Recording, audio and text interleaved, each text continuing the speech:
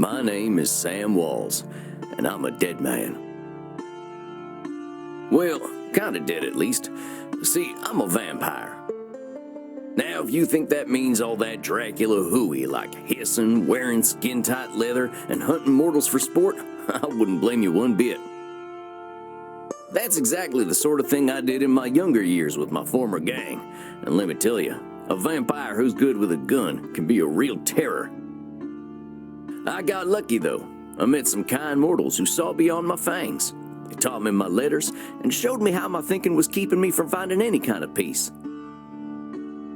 After they passed on, I roamed America's majestic wilderness for nigh on 90 years, figuring out myself and what it means to be a vampire.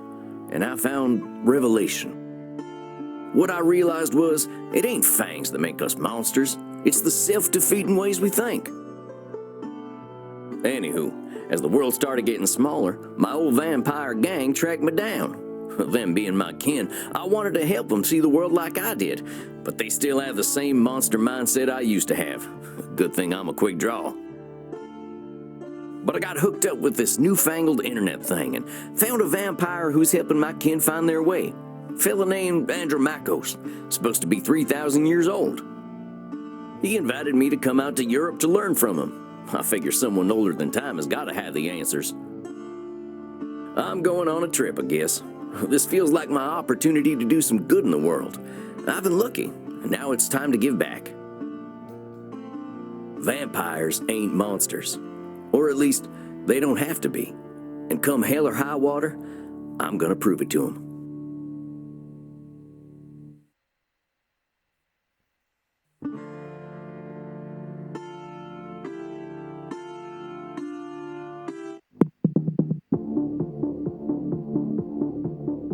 Well, I think this is the address. Number 27, Clean Flitter Mouse Street. Sure is a hell of a lot of ruckus for this time of night. People stay up late here. Wait a minute. These folk are vampires. Better watch myself. Guten Abend, folks. Sprechen Sie English? Ja, hello, Alta. Are you here to party with us at the hottest club?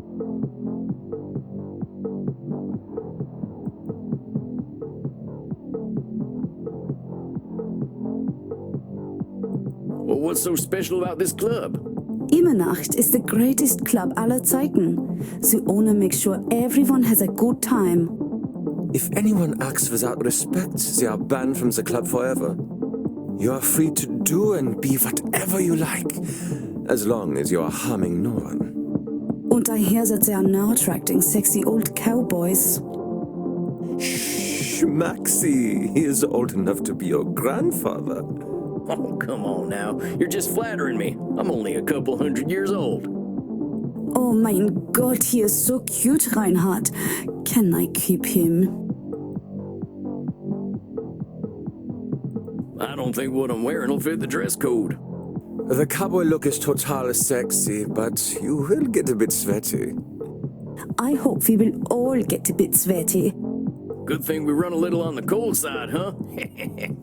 Don't worry, my Liebling. We make each other warm. Reinhard, stop. Don't scare the American. I want to do that. Maxi Liebchen, you're so naughty tonight. No, you are the naughty one. Oh, I definitely ain't an American no more. I'm looking for Andromachus. You mean the club owner? Ja, that is why we are here. If you're lucky, he will invite us to the private party at the end of the night. Well, what happens there?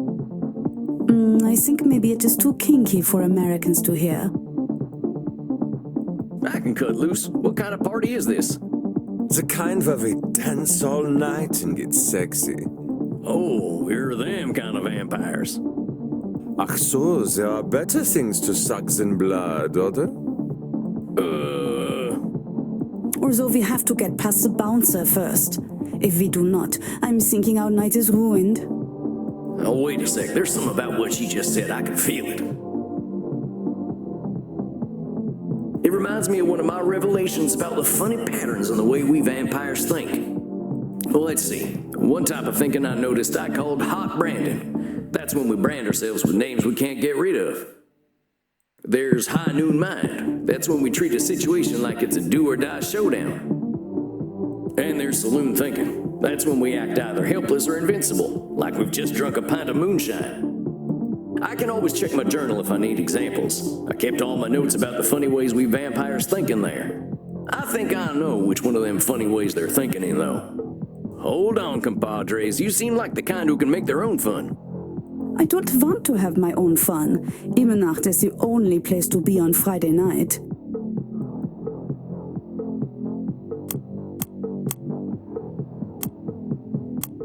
Wait a second. She's acting like this is all or nothing, do or die. What I call that again? Maybe I ought to check my journal.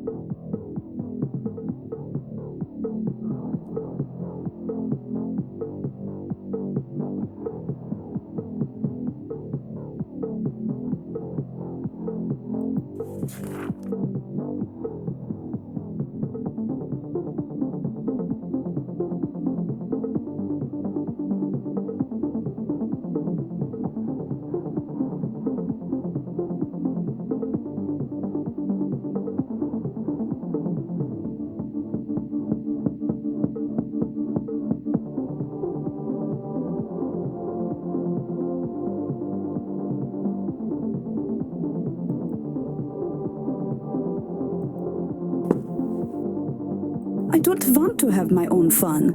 Immernacht is the only place to be on Friday night.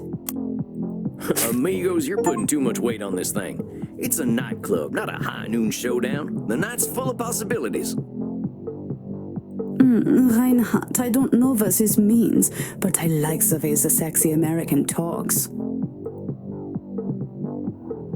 You make us think that maybe it is better we haven't gotten into the club, because we are now meeting you.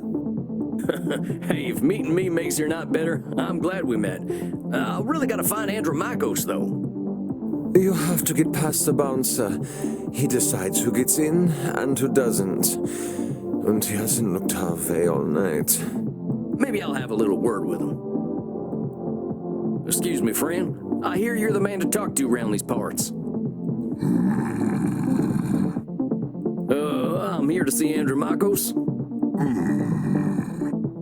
Have fun, mate. Hey, thanks, amigo. You have yourself a fine night, you hear? Cowboy, what about us? Yeah, sure, they're friends of mine. Have fun, mate. Well, come on, you two. We ain't got all night. Yeah! Dang, awful loud in here. Come on, my liver, dance with us! Well, you kids have fun. I'll catch up with you later. Darnation, I'd rather hear a gopher giving birth than this. I better talk to whoever's slinging drinks in this here saloon. They ought to know where Andromachus is. But pardon me, ma'am. Well, look at you. We get a lot of 80s fashion in here, but not usually the 1880s. What can I get you, cowboy? The special's Red Bull and vodka. You down? I never drink Red Bull. I'm actually looking for the owner. He around tonight? Might be. What do you say your name was? Sam Walls, begging your pardon. Sam Walls, huh? I don't think I know anything about a Sam Walls. After all, I'm just a know-nothing bartender.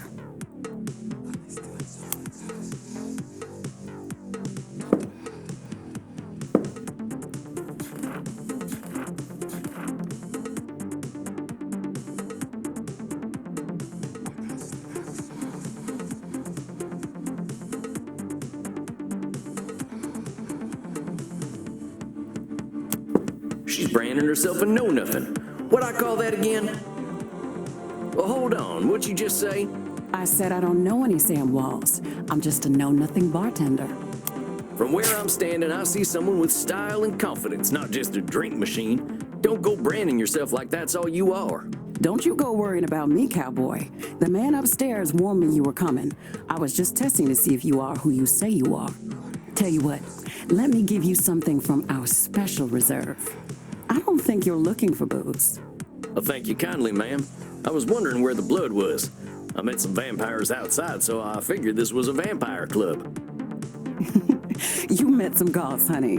They're here to dance and have fun. So all these people are mortals?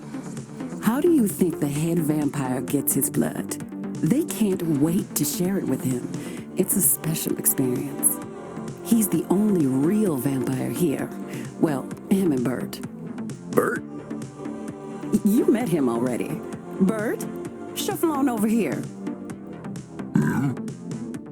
This one's here to see the big guy. Show him upstairs, okay? Have fun, mate. Good luck up there, cowboy. Hope you find what you're looking for.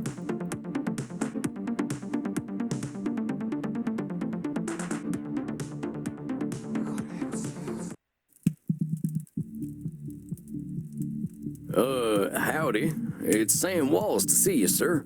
The guy who's been sending you all them V-mails.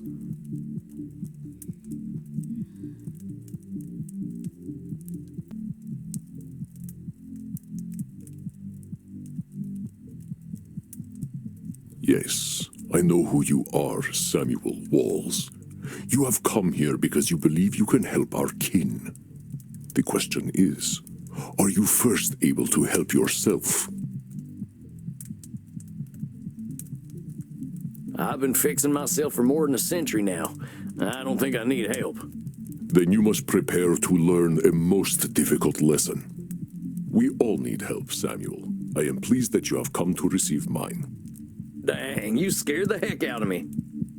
You must allow an ancient vampire his games. He will play them regardless. Please, sit down. What an absolute pleasure it is to meet you at last. I found your messages most intriguing. Afraid there ain't much here in the way of intrigue. I'm just a lonesome cowboy looking for answers. You know, I receive emails every day from vampires seeking my help. You are the very first to seek my aid in helping others. This alone makes you intriguing. Well, dang. I think you're going to be sorely disappointed when you get to talking to me. I'm just honored you're giving me the time of night. I have unlimited time, Samuel. I am pleased to share some of it with you. Our kind can be rather set in their ways. It is inspiring to see someone so young and eager to learn. Yeah, well, I wasn't much for learning when I was alive. Just making up for lost time, I guess. It sounds as though you have been handling your own life better than most.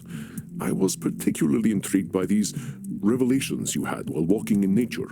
Oh, yeah, them. Well, I give walking the credit. Nothing sorts my thoughts out better. After a few decades, I started seeing patterns in the way we vampires think. Can you explain some of these patterns? I've tried to explain them to other vampires, but it ain't never gone well. I can try, though. See, we tend to assume certain things just because we've been believing them since we were alive.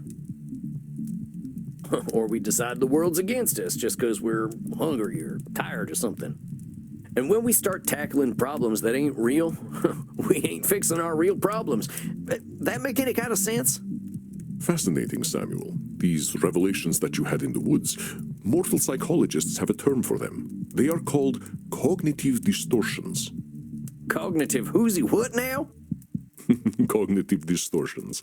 They are exactly as you described them. I will explain in a moment. Please, tell me about these specific revelations you had.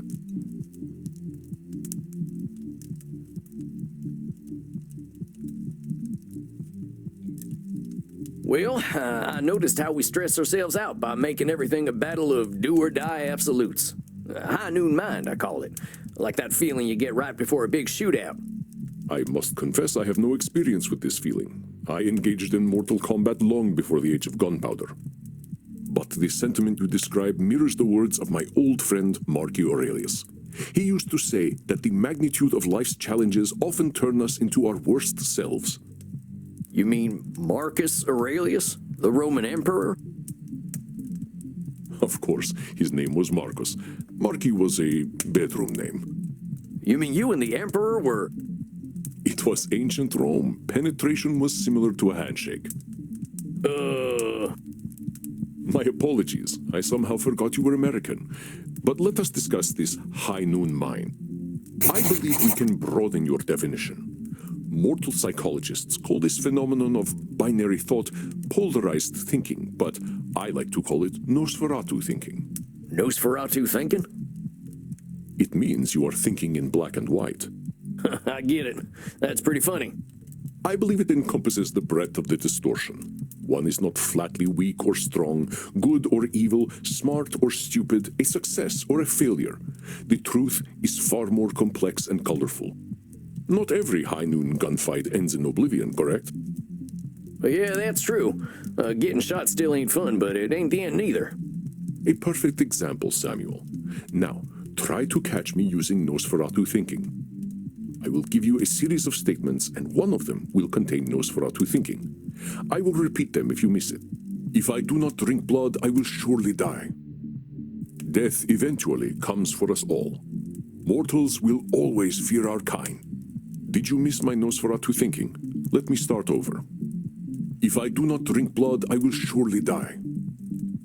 Death eventually comes for us all. Mortals will always fear our kind. That's Nosferatu thinking right there. I've met mortals who knew who I was and weren't scared. Very good, Samuel. And even if you hadn't, to say mortals will always fear us ends any hope that they might not. Always is such a terminal word, is it not? Would you like to discuss more of your revelations with me? I realize that as vampires, we can get the feeling of the power that comes with immortality and strength, but then we get hopeless and aimless over time. It's kind of like the fella you see in the saloon at the bottom of a bottle of whiskey. Either he thinks he can fight everyone, or he's crying into them last drops because he thinks life's hopeless. It's saloon thinking, two extremes that probably ain't true. A fascinating observation, Samuel. Your saloon thinking was described in my time as the battle between hubris and nemesis, the twin excesses of arrogance and self-pity. Oh man, it make me wish I'd gotten some schooling. Maybe I would have figured this stuff out earlier. You live forever, my friend. There is no rush. What you have identified is a phenomenon where individuals perceive either an illusion of control or a lack of control. Mortal psychologists call this phenomenon you have described a control fallacy. Rarely do we have complete power over our situations or no power at all. But we create this illusion that stops us from attempting to change our perceived situations. Yeah, you're right about that. I used to think I'd never get away from my gang. And maybe that's what made me stick with them for so long. Yes, you see how cognitive distortions keep us from facing reality, whatever that reality may be. Of course, I am so old and powerful that I am always in control.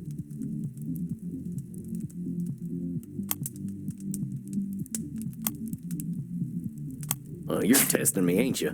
That's a control fallacy right there. Well done, Samuel. I am indeed very powerful, but the cosmos holds no awareness of Andromachus. Of course, as you expertly pointed out with your analogy about the man at the bottom of a whiskey bottle, a control fallacy can be positive or negative. Listen to my next few statements and try to find a control fallacy. Simply let me continue if you do not detect one. The sun will eventually burn out. I will roam a cold, dead earth, and there is little I can do about it. My kitty cat died. I shall be lonely forever. I shall never feel the warm sun upon my skin again. I shall never feel the warm sun upon my skin again. Well, that's a control fallacy, ain't it? I mean, you could feel the sun if you really, really wanted to. There is a significant difference between enjoying the warm sun and being burnt into ash. It is not a distortion to acknowledge indisputable sources of harm. Let us try again. You didn't catch my control fallacy. Let's try once more. The sun will eventually burn out. I will roam a cold, dead earth, and there is little I can do about it. Well, that sounds like one of them control fallacies. With all eternity, heck, I think you could do something to save the sun. I applaud your optimism and ambition, Samuel, but some things we must be prepared to accept, and the death of the sun is one of them. But let us continue. My kitty cat died. I shall be lonely forever. I'm sorry about your sweet kitty, but you can always pick up a new one. Or there's lots of them just waiting for a loving home, so you don't need to be lonely. It was just an example, Samuel. Well spotted. But I do speak from experience. I felt this way once when a pharaoh I was dating had our cat mummified. I went into a murderous depression that nearly decimated the continent. But I had the power to help myself all along by adopting a new friend in need of a home. Oh, dang, don't let me get on your bad side. I doubt you shall see it, Samuel. Did you have more revelations to tell me about? See, I used to be in a gang. They were my whole existence. If you asked me who I was, I would have said, I'm a murdering bastard. Once I got away, I realized how small-minded that was. I was Sam before I was a murdering bastard, but that's how I was choosing to brand myself. My old gang's still around, and they're still branding themselves like that. They can't see themselves as anything but killers. Very astute, Samuel. I favor the clinical term, however, which is labeling.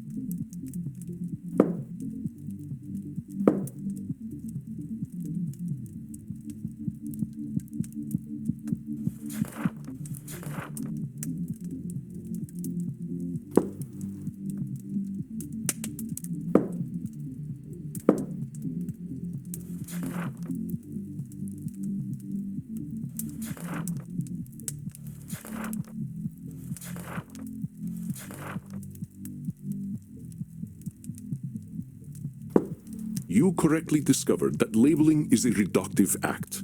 When we call ourselves names, even if we find them accurate, we create prophecies we are doomed to fulfill. For millennia, I thought of myself as a killer. It was not untrue that killing was how I made my way in the world. I was an unstoppable warrior and assassin. But with this label, I limited myself for ages. I did not only kill people, I also killed potential aspirations I might have had. See whether you can catch me doing some labeling in my next few statements. I am so old, I am ancient. Oh, come on. I know you've been kicking around a long time, but don't go labeling yourself as ancient. But according to definition, I am ancient.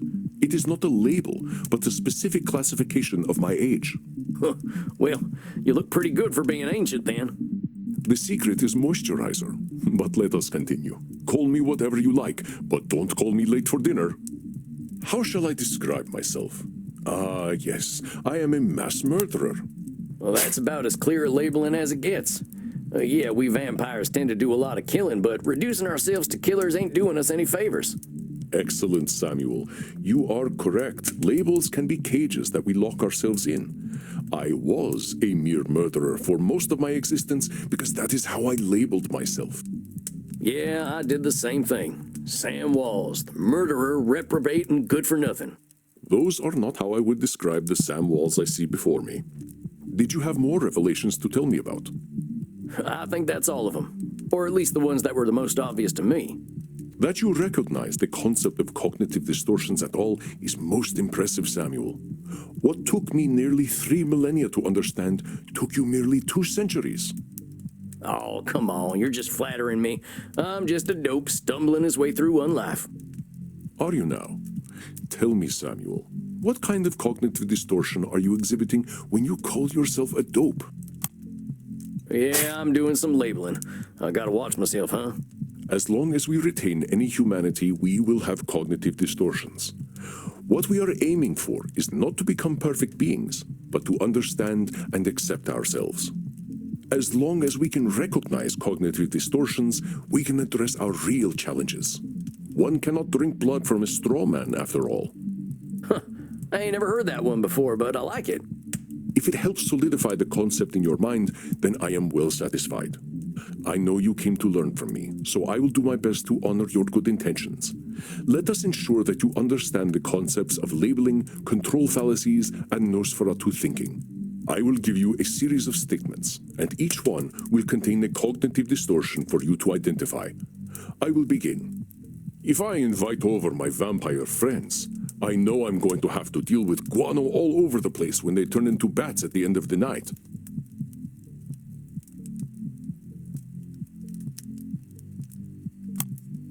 That there's a control fallacy, sir. You're acting like you've got no control, but you could lay down some ground rules for guests, or some newspaper. Or express concern to my friends that they have not been toilet trained. Very good, Samuel. Let me try another.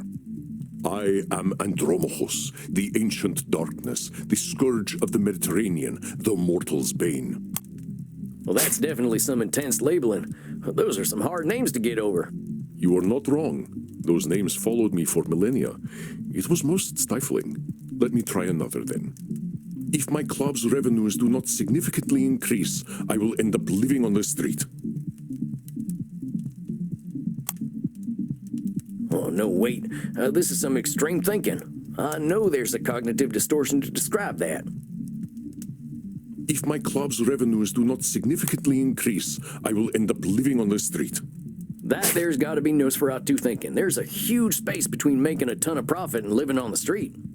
Indeed, you are correct. I run my club at a considerable loss, but 3,000 years of banking interest means that money is not really an object to me anyway. Samuel, now I am not only intrigued by you, but also impressed. I would very much like to teach you my ways, but I must demand something of you first. Anything. I'm here to learn. You must receive therapy yourself. I will not have you seeing clients without a commitment to your own mental health. Oh, now, hold on just a minute. I don't know that I need therapy. I'm feeling pretty good about myself these days. Samuel, we all need therapy to live in this world. You have been speaking in cognitive distortions since the moment you walked into my office. I have. I didn't even notice. They are most insidious, but I am here to help you identify and challenge them. You have walked alone for too long, Samuel. Allow me to share my experience with you. Well, all right, if you say so. I appreciate your taking the time to work on this, old cowpoke. We have all the time in the world, Samuel. But for now, you must be eager for something fresh. Please, dance, drink your fill. We will begin tomorrow. Okay, then. Well, sir, it's been an honor. You don't have to call me sir, you know. All right, then, Andromachus. Andromachus. Hey, Andromachus.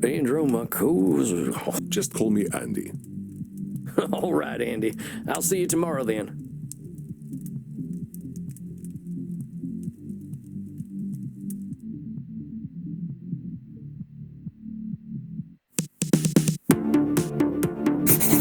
Dang, look at all them mortals, sweating, blood pumping. I am thirsty. There ain't no power on this earth that'll get me on a dance floor.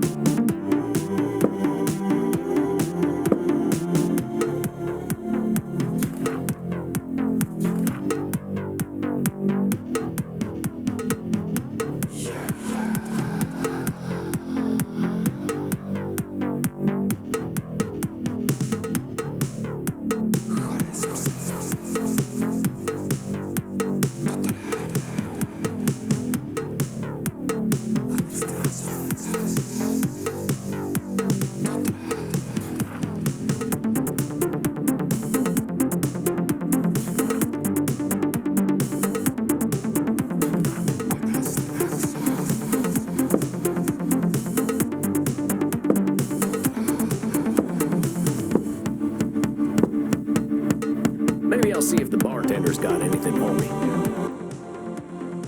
If it isn't Clint Eastwood again. How'd it go, cowboy? Seems I'll be sticking around. Guess I'd better get used to things around here. Good to hear.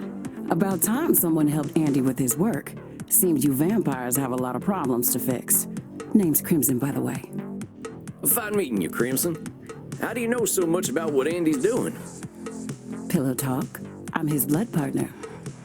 No shit. How's a mortal get hooked up with an ancient vampire? I'm a rock climber.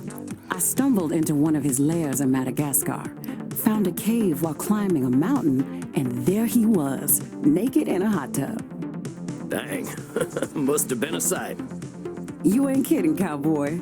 Didn't expect a luxury apartment with a gorgeous naked vampire inside of a mountain. We hit it off, and he asked me to come back here with him. I like an adventure, so I said, what the hell? I'll date the gorgeous Dracula. But what are you doing talking to me, cowboy? The blood's running hot on the dance floor, and these kids don't mind a little biting. Ain't no way I'm dancing. There's gotta be a better way to get something fresh to drink. Reinhard, look, it's the sexy old guy again. You should buy us a drink, old guy. You'll probably get lucky. Actually, you'll definitely get lucky. Pleasures of the flesh ain't exactly what I'm after tonight. That's because you haven't experienced these pleasures with us yet. Buy us a drink and you will discover great satisfaction by uns.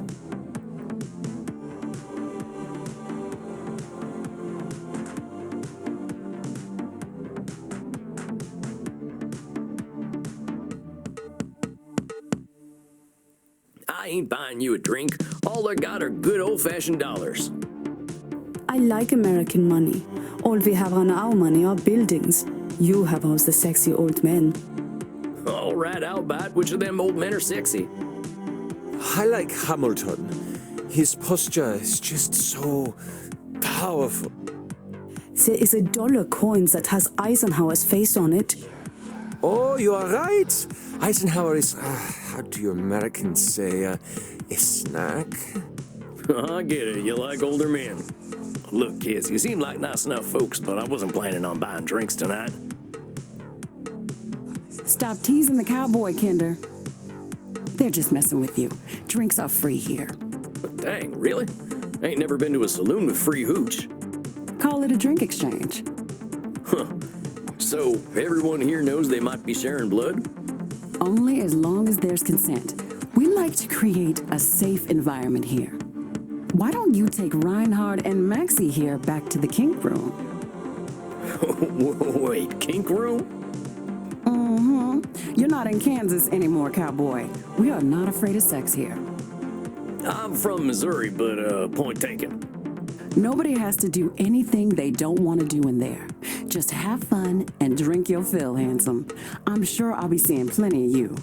Maxie, Reinhard, this is one of our special customers. Ach so, ein Vampir. I'm thinking we are all getting lucky then. My neck scrubs with anticipation. Dang. Guess I'm going to a kink room then. Thanks, Crimson. I knew a man who wore this much leather couldn't be boring. Yeah, well, you got me pegged. Is that what we are doing now? Give me the document and I will sign myself up for it. I really ain't in Missouri no more. Look, I'm more into biting. Oh, your teeth look perfect. Are you going to bite me with those? That's the plan. Who's going first? Oh, me. Well, step right on up. Remember, Sammy boy, just stick the tips of them fangs into the blue veins and we'll all have a nice time.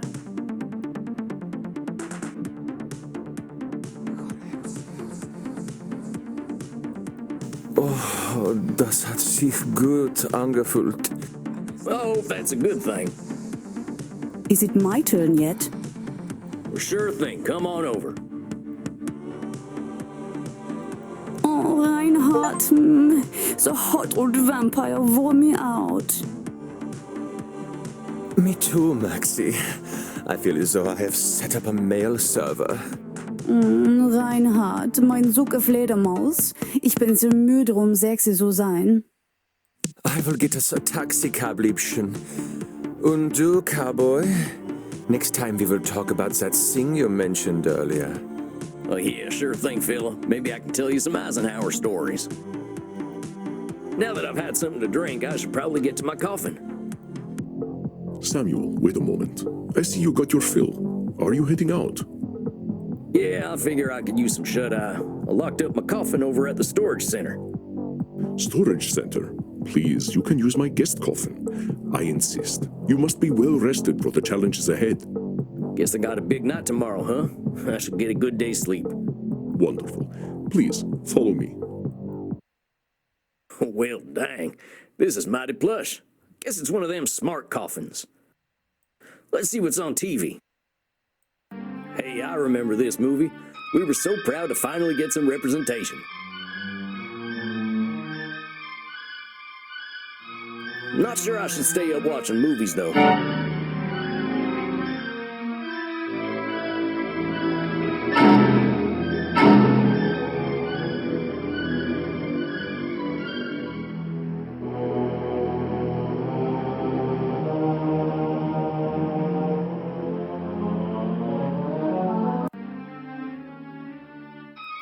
Well, ain't much else to do in here. I think it's about time I hit the hay. Hope I'm cut out for all this.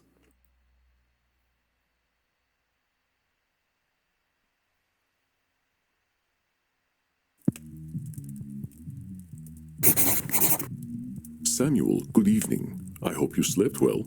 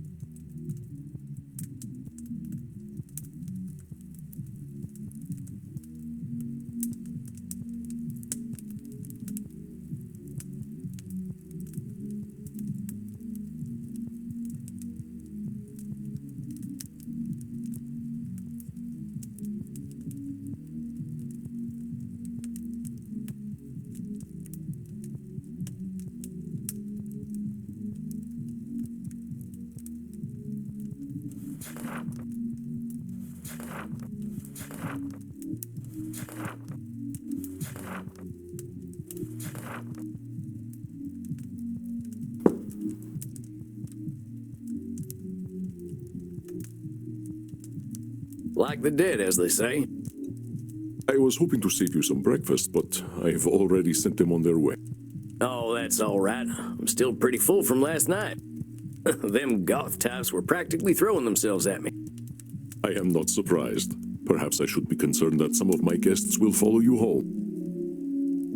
Well, gosh, if I still had mortal circulation, I'd be blushing. Why are you so embarrassed, Samuel? Ah, hell. Guess we should just save it for therapy, huh? We gonna get started now? If you like. Why not? I'm eager to get going. Let loose, Doc. Very well. Let's start with the first question any therapist asks then. What brought you to me? Why is becoming a therapist so important to you? Well, gosh, I remember what it was like, being all angry, hungry, and scared all the time. It ain't no way to live. When I see vampires acting the way I used to, I just need to show them there's more to unlife. And why is that up to you? You, of all people, know how lost our kind can be. Preying on the weak, dating mortal high schoolers. I've got to make them see their potential. That's what I'm here for. I know it. That is a lot of responsibility to place on yourself. You got a funny look in your eye. Am I doing one of them distortion things? You are most perceptive. Yes, perhaps you can tell me what it is. When you say you are here to make vampires see the world differently, in what way are you distorting reality?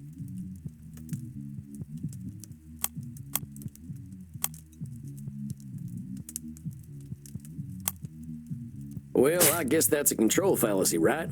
I can't assume I'll be able to help other vampires the way I was helped. Very good, Samuel. Control fallacies are hard to avoid when one feels strongly about something.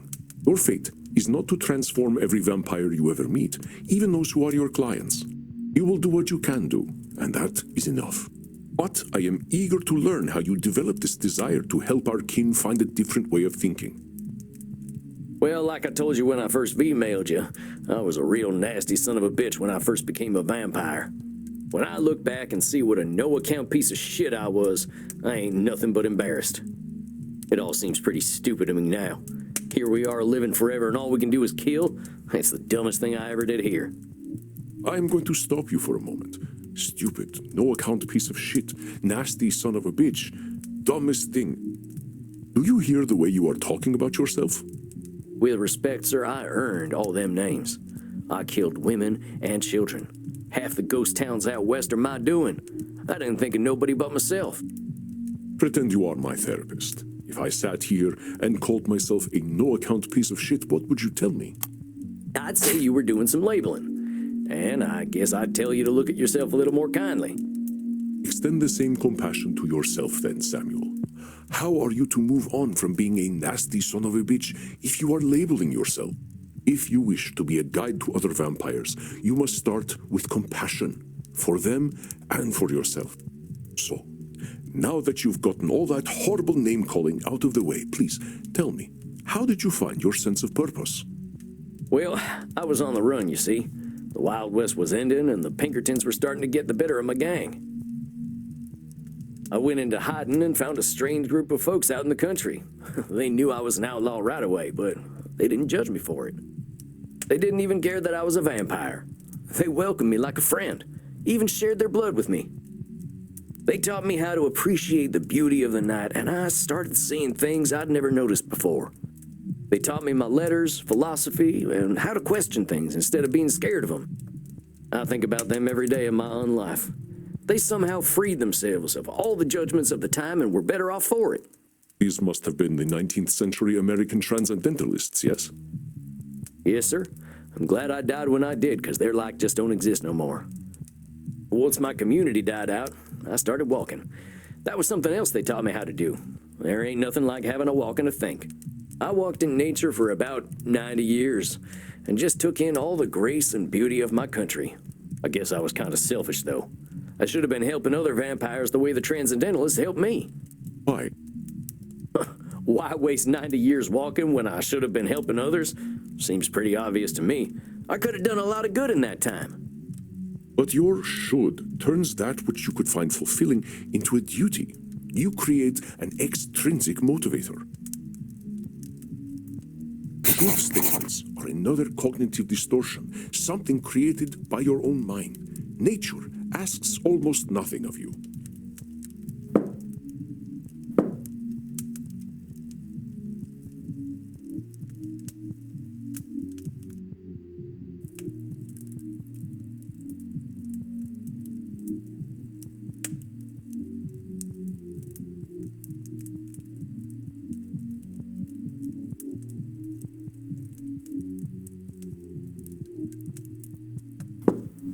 Even if your should comes from a place of good, it creates undue pressure. And what do we do once we are pressured? We resent the shoulds. We procrastinate. And as you know, we have a lot of time to procrastinate. You got that right. Why do today what you could do next century? Exactly. Should statements remove the intrinsic joy from that which you find fulfilling? Hold on, though. Ain't there some things we really should do?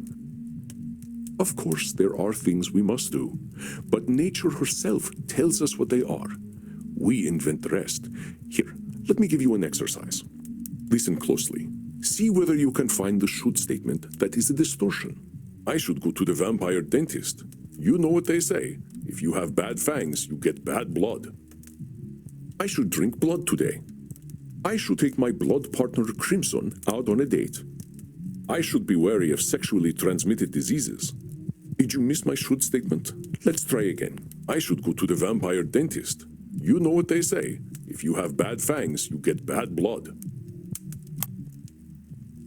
I should drink blood today. I should take my blood partner Crimson out on a date. Saying you should take Crimson out on a date is a should statement. You've turned something you want to do into something you have to do. That's right, Samuel. You know, I couldn't be more pleased with you. Your time in nature was clearly well spent. Well, thanks, I suppose. But if you don't mind my saying so, I hope you're treating that mortal lady right. Thank you. Please, ask her yourself. I imagine she would share her blood with you. You look like her type. Hold on. I've only been in Europe for a couple of days. I ain't gonna go after my teacher's girlfriend. She does what she wishes, and that is why I chose her as my blood partner. Samuel, even if it beats no longer, you have a good heart. I think you will be an excellent therapist. So far, that good heart of mine hasn't amounted to much, but I'm willing to give it my best shot. You are uncomfortable with praise, aren't you, Samuel? Every time I say something positive, you find a way to negate it. I just don't think I should be doing any bragging. I spent my first 50 years killing. I spent the next 90 walking in the woods. I've tried to walk a better path since then, but I ain't no saint, Auntie. I did not say you were. Having met several so-called saints, I can attest that none of them were either. I understand your discomfort, Samuel. I, too, have done terrible things that I cannot erase. But is erasing the good I have done worthwhile?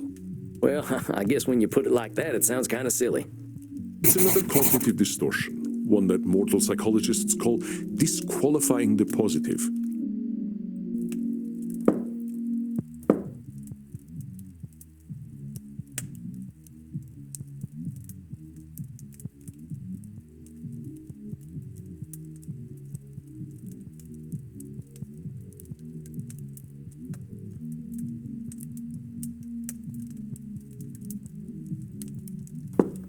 I understand that the actions of your past are difficult to bear, but what we are here to do is accept reality, with both its positive and negative aspects.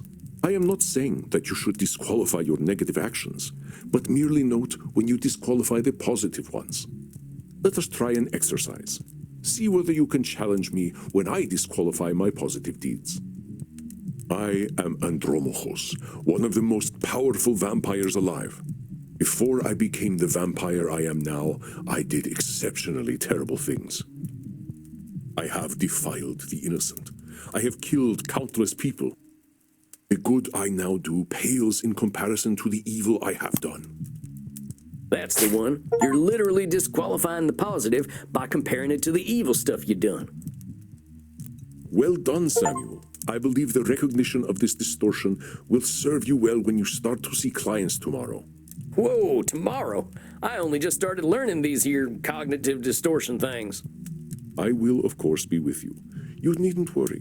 I can sense your instincts and will help you. But tomorrow? I just don't feel ready yet.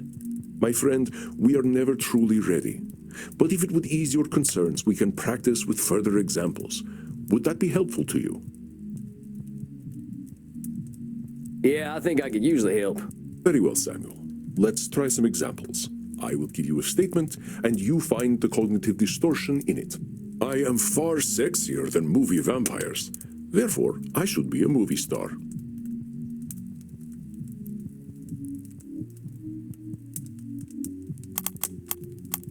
Oh yeah, that's an easy one. That's a should statement right there. You're not insecure enough to be an actor anyway. Excellent, Samuel. Would you like another exercise? If I cannot consume high-quality blood, I might as well drink blood from Florida. That's Nosferatu thinking, ain't it? Correct, Samuel. That being said, I am sure there is still decent blood to drink in Florida, but I will bring a test kit anyway. Would you like another exercise? I think I'm good. All right, Samuel. You must be hungry now. I suggest you get a liter inside you. We have a big night tomorrow. How much is a liter? Just get enough to drink, Samuel. We will not be able to work if you are hungry or tired. Now, please excuse me. I do have a date with Crimson tonight. I suspect I shall not return until nearly morning. Oh, yeah, of course. I hope you have a nice night out, Mr. Andy. You as well, Samuel. Rest in peace.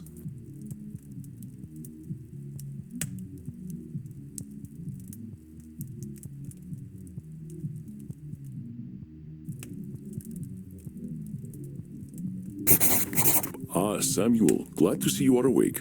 Your first client is on his way.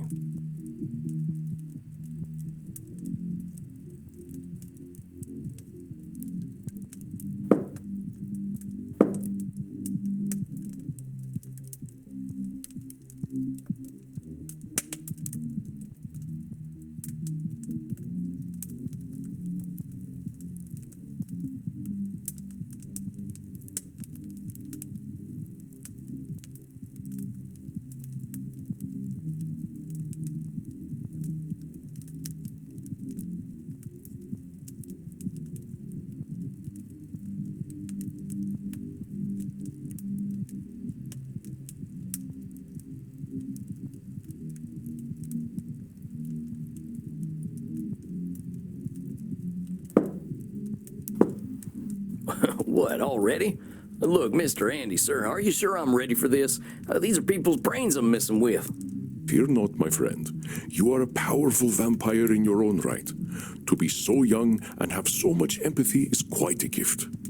All you need to do is listen, and I know the truth will reveal itself to you. Shucks, wish I had your confidence. Well, to a limited extent, I can see the future.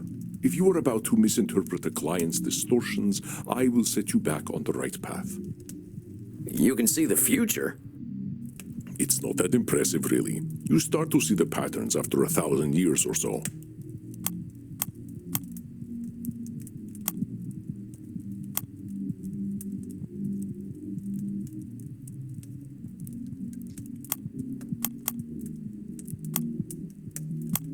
Well, dang. If seeing the future ain't impressive, that's gotta be a distortion. Disqualifying the positive, it's gotta be. You barely require my aid as it is. If you need guidance, I will provide it to you telepathically. Don't think about it too much. When you are 3,000, such things will cease to impress you. Let us look at your first client's case file.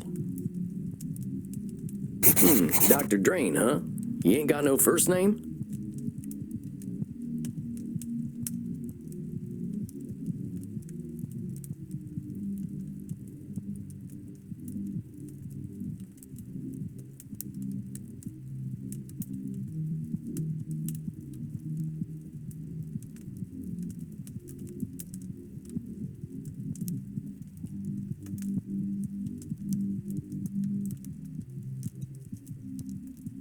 Many vampires go by one name. Families and titles seem to become more abstract after a certain age. Huh. So is it funny that he kept the title?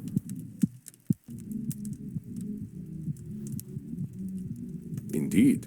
You catch on quickly, despite your habit of disqualifying the positive. I will let you work now. I shall be meditating in my coffin, but I will sense when you need my help. But Samuel, I know you can handle this. Be yourself, and all will be well. Satan bless it all, I hate flying! Hey there. God's blood, what on earth are you? My name's Sam. I'm the new therapist. Make yourself comfortable, Dr. Drain. And American as well. Good God. It's not enough for you lot to take over the world of the living. Even the halls of the dead aren't safe from you. Oh well, I suppose your lot are all into this touchy-feely stuff, aren't you? And ignorance, even American ignorance, is bliss, I suppose. Oh, sweet ignorance, how I do wish I knew thee. Damn it, how am I gonna work with this fella? I gotta ask Annie. Are you all right, Samuel? You gave me this fella as my first client?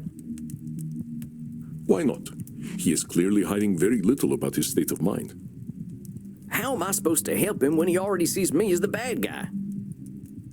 Use your instincts, Samuel. Think about how you have felt in your darkest hours.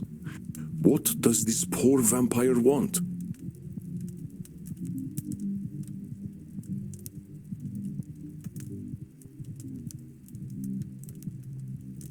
I think he just wants to complain. Perceptive, Samuel. He can hardly stop himself, can he? So what, I just let him complain? Of course. Just give him a starting point to let it all out. It will make him feel better. Well, if you say so. Don't worry, Samuel. You are doing wonderfully. I will release your time now. Well, are you just going to sit there? I was just gonna ask how your trip here was. My trip was bloody wonderful. Until my familiar got a flat tire and I had to fly 30 kilometers here as a bat. I hate being a bat and I hate flying. Do you know an owl tried to eat me? Me, a creature that has lived for centuries, treated like common prey. I'm surprised he was even interested. You should see what an ugly little beastie I am when I transform. All I could do was screech and squeak until he went away. Well, I suppose I'm alive, in a manner of speaking anyway. You all right there, pal? Yes, I'm fine. Well, I'm not, of course. I wouldn't be here otherwise. But for the sake of conversational integrity, fine. I take it you've read my case file and know why I'm here?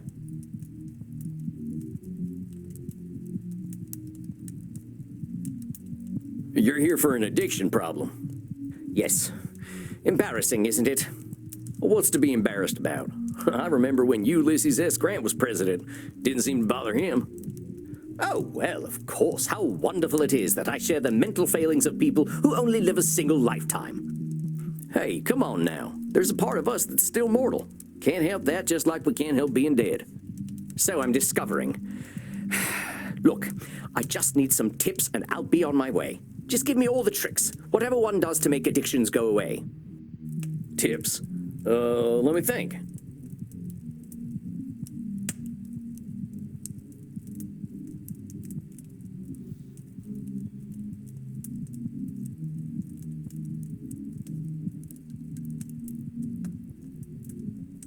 An old buddy of mine swore by chewing tobacco for curbing them tendencies. And where is that old buddy of yours, pray tell? Well, he died. Weren't pretty neither. Yes, and while I know you Americans have your stereotypes, the dental hygiene in England is actually rather good. When's the last time you went to a dentist? Dang, nabbit, not you too.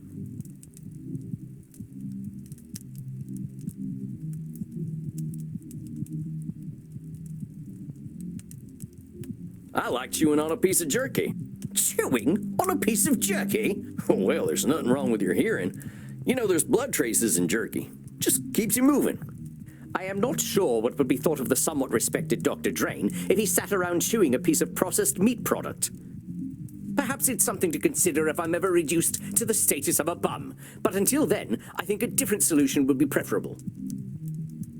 Partner, there ain't no tips that'll magically cure you. But I'm here to listen. You know, I never in my life thought anyone would ever call me partner. Like partner, but not with a T. And I know how you English love your tea. Thank goodness we can still process tea. We cannot live on blood alone. I appreciate the concern, though. I must admit, I rather saw myself above this whole addiction thing. I tell you what, let's not worry about being above or below anything. You're here now, so let's see what we can do. What exactly are you addicted to? It's a form of plasma, a catalytic compound of my own design, a necessary component of my own scientific goals. You're losing me. Well, let me try to make it simple. I have been able to replicate and even alter the molecular patterns that vampiric erythrocyte surface receptors receive. Our unique physiology gives us an increased ligand affinity, which is how we are able to process blood the way that we do. I can extend this receptivity and thus achieve my true goal: synthetic blood, freedom from the hunger that plagues us, and hope for all humanity. Well, dang, that sounds pretty impressive, Doc. Well, it doesn't work without a vampiric catalyst, and that is the plasma I am addicted to. Pathetic, isn't it? I have spent 400 years trying to steal the secret of blood, only to be engulfed by it, like Prometheus walking into a fireplace. Pathetic? Doc, where the heck would you get a word like that? You've come up with a synthetic blood. Man, I can barely get my spurs on some mornings. Maybe you've had a setback or two, but give yourself a little credit, compadre. Credit? For wasting 400 years? Practically speaking, I am in the same place as I was back when King James was in power. Only now I have a drug problem. Perhaps I must face facts. My professor was right. Nothing we ever do will make a damned bit of difference. Samuel, listen to him. Do you recognize his patterns of thought? There's some distortions in there, ain't there? I knew you would sense them. Invite him to talk more about this failure of his. I'll do my best. Now hold on just a minute there, cowpoke. I've heard you talk a lot about failure. But it sure sounds to me like you ain't thinking clearly if you think you're a failure. I am a realist, that's all. Look at me. 400 years of study and still dabbling with leukocytes. I'm saying I am surely the oldest, most well-studied doctor in the world. I should have achieved more than this. Well, it's all my fault, really. I cannot seem to motivate my scientists to reach the necessary level of dedication. It's always shocking to me how little urgency mortals have around death. Now that I'm addicted to my own drug, I have joined the ranks of mortal celebrities in my utter irrelevance. Come on, Sam, there's some distortions in that whole speech you missed, you dang fool. Oh, tarnation, now I'm labeling. Hey, cowpoke, you mind repeating all that stuff you just said? I most certainly do mind, but very well. Look at me. 400 years of study and still dabbling with leukocytes. I'm saying I am surely the oldest, most well-studied doctor in the world. I should have achieved more than this. Well, who said you should have achieved more? Isn't it obvious? I should have something to show for 400 years of work. And what happens if you don't? Absolutely nothing at all. Well, that's my point. That is not as encouraging as you think it is. Ain't meant to be encouraging, just showing you a little reality. Well, it's all my fault, really. I cannot seem to motivate my scientists to reach the necessary level of dedication. It's always shocking to me how little urgency mortals have around death. So it's all your fault that you haven't come up with the perfect synthetic blood. It can't be anyone else's fault. Only I have the skill, the knowledge, and the experience. Pardon me for saying so, Doc, but it sounds like what you're doing is pretty dang complicated. It sounds to me like you're some kind of god if you expect control over life itself.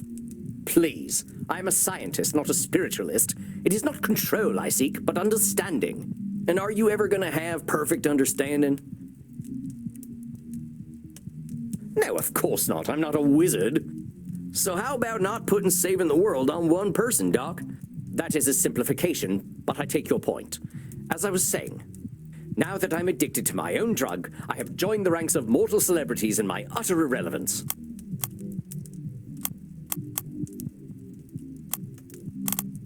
That's a pretty dark read on things. You know, lots of folks get over their addictions. Yes, but not me. I'm trying to tell you that even if you are addicted, that ain't the end, hermano. You got a lot of life and opportunity left in you. If you can call this life. Now hold on there, that's what I call Nosferatu thinking, straight from the coffin. Life ain't all black and white, it's got its shades of gray too, you know. Come on, Sam, there's some distortions in that whole speech you missed, you dang fool. Oh, tarnation, now I'm labeling.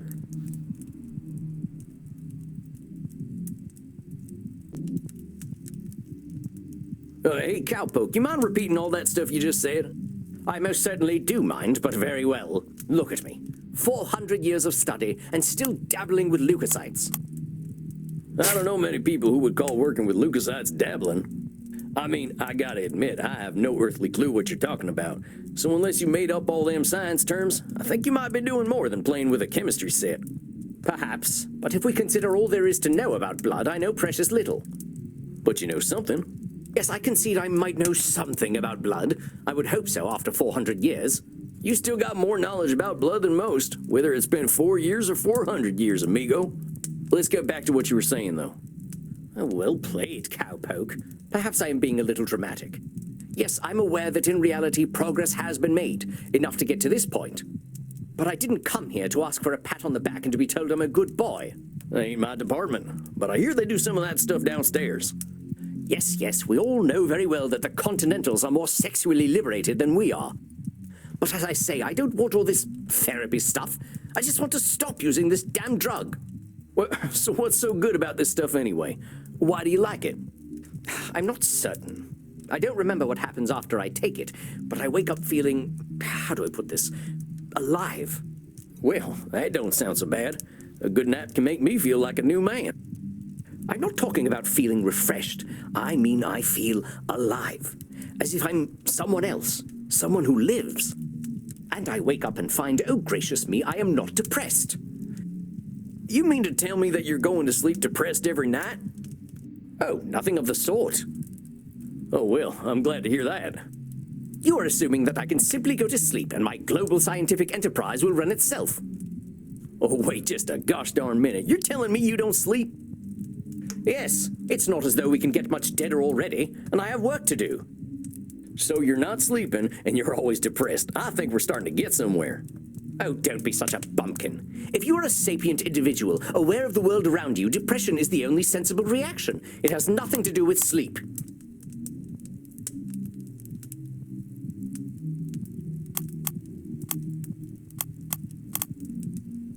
Depression is the only sensible reaction. He makes the goths downstairs seem almost joyous in their perspectives, doesn't he? Oh, don't be such a bumpkin. If you are a sapient individual, aware of the world around you, depression is the only sensible reaction. It has nothing to do with sleep.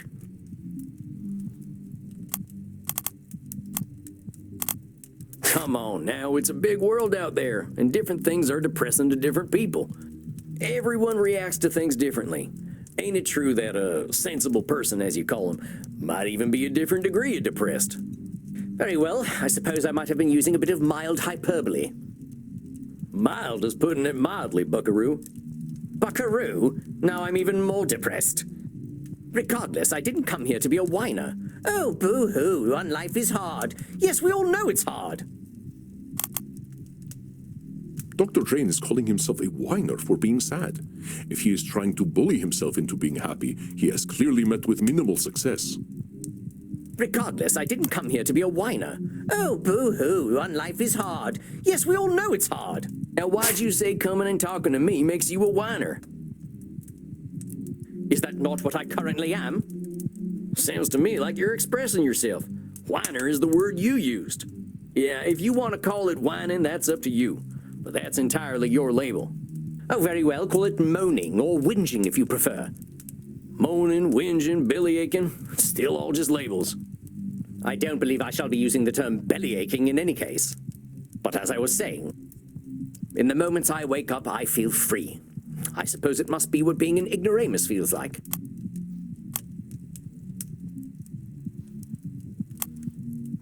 So, for once in his life, he experiences a positive in feeling and he immediately invalidates it.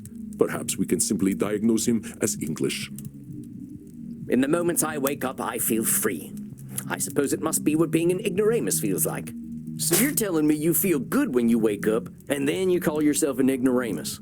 Before you even get a chance to reflect on feeling good, you're insulting yourself. That's what I like to call disqualifying the positive. I'm simply stating facts. Stating facts shouldn't impede an argument.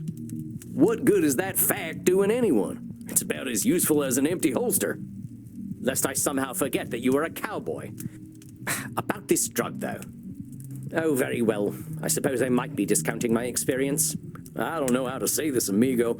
You really don't like letting yourself be happy. Honestly, I'm failing to see the problem with taking this stuff. Seems like it's making you get the rest you need and it makes you feel good. What's the problem? First of all, I do not need to rest. And partaking of this plasma does have downsides. What kind of downsides? I do not know what happens when I partake of the substance. However, when I wake up, I feel refreshed. But I also smell of blood and sex. Once I even woke up wearing a football jersey. It was most distasteful. I guess you must be having some kind of good time. That is not my idea of a good time. I'm Dr. Drain. I am intelligent and worldly, not some ill-bred monster. I don't go gallivanting into godforsaken places to engage in depraved coitus and the consumption of dirty blood. It sounds to me like you're real good at denying yourself things. Well, I should be better at it. You know, Doc, a wise old vampire recently told me something I'm about to tell you. You keep talking about the things you should be doing. You, compadre, are shoulding all over yourself. Oh, well, that is vivid, isn't it? I can now add incontinence to my already considerable list of faults. I'm being serious. I'm listening to you tell me I should be doing this, and I shouldn't be doing that. But who gave you all them shoulds and shouldn'ts? I don't know. It shouldn't matter, should it? I've been dead for over 400 years. It's the oldest stuff that sticks with us, amigo. We all got traumas. Heck, we're dead men. That's traumatic no matter what. What we gotta start with is you. You've been through a lot. Don't rope yourself up so tight. Listen, we're doing good work already, I know it. Now, let's not push too hard. I would really like you to think about where all them shoulds are coming from before we meet again. And be good to yourself, all right, partner? Don't feel like you gotta go cold turkey on that plasma stuff. Yes, well, all the same, I'd rather not do it at all. Is that actually gonna happen, though? It might. You're dipping into it tonight, aren't you? I was thinking about it. All right, partner. Just give yourself a little compassion. That's all I'm asking. I'll admit, you've given me some things to think about. Not pleasant ones, mind. You can handle it, partner. You're way smarter than I am. Yes, well, that is certainly true. Very well. I shall do some reflecting, inasmuch as our kind can reflect. I shall see you in precisely 4 weeks, then. Farewell, Sam. Masterfully done, Samuel. I knew you would do well, but that doesn't make me any less pleased. Well, that was a hell of a rush. That fella's holding on tighter than a holster to a gunslinger's hip. It felt real good to help him look at himself a little more kindly. Good, Samuel. Treasure this feeling. But also rest. Go downstairs, get something to drink, relax in your coffin. Next week you shall see a new client. I think they will be an interesting challenge for you. I bid you good evening, Samuel. Rest in peace.